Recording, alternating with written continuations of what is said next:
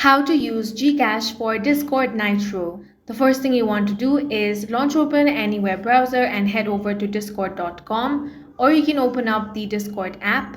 Now make sure to log into your account. Now tap on the Nitro option. Tap on subscribe.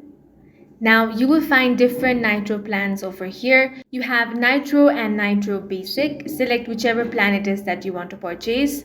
Now you will have to choose either yearly or monthly plan. Then tap on select.